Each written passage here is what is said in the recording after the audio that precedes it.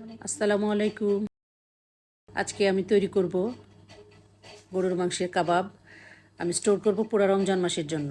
এর জন্য আমি নিয়ে নিয়েছি 2 চামচ আদা, 2 চামচ রসুন বাটা, কিছু আস্ত জিরা, একটু বাটা জিরাও দিয়েছি, একটু মরিচ ফাঁকি, একটু ধনিয়া ফাঁকি, একটু হলুদ ফাঁকি, চামচ চিনি, একটা শুকনো মরিচ, তেজপাতা, লবণ, লং, একটু ঘি, গোলমরিচ, এগুলো দিয়ে আমি এগুলোকে সিদ্ধ বসিয়ে দেব। আর দিয়ে দিলাম 2 কেজি গরুর মাংসের জন্য আমি 2 কাপ বুটের ডাল নিয়েছি, ভিজিয়ে রেখেছিলাম, অর্থাৎ 2 বাটি, ছোটো বাটি।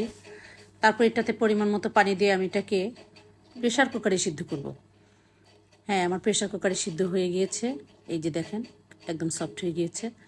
এখন এটা আমি হেল্পিং হ্যান্ডের মাধ্যমে বেটে নেব। বাটার পর আমি আবারও একটু তাজা মশলা দিচ্ছি, অর্থাৎ তাজা বাটা মশলাগুলো দিলাম, একটু আদা, একটু জিরা বাটা, একটু রসুন বাটা, কিছু কাঁচামরিচ কুচি, আর দিয়ে দিলাম আরও একটি ডিম, অর্থাৎ 3টি ডিম আমি এখানে দিয়েছি সব মিলিয়ে। আর ধনিয়া পাতা দিলাম, দিয়ে দিলাম একটু পেঁয়াজটা অবশ্য আমি একটু টেলে নিয়েছি। তারপর এটাকে ভালো করে মাখিয়ে নিব। মাখানো হয়ে গেলে, হ্যাঁ, আমি একটু গোলমরিচ ফাঁকিও দিয়েছি। ঠিক এই শেপে এগুলোকে বানাবো। দেখেন, সাইডটা ভালো করে এভাবে চেপে চেপে দিবেন যাতে ফেটে না যায়, তাহলে স্টোর করার পর এগুলো দেখতেও ভালো লাগবে, ভাজতেও ভালো সুবিধা হবে। আমি 2 ঘন্টার মতো ফ্রিজিং করেছি, ডিপ ফ্রিজ। দেখেন আমার কাবাবগুলো রেডি হয়ে গেছে।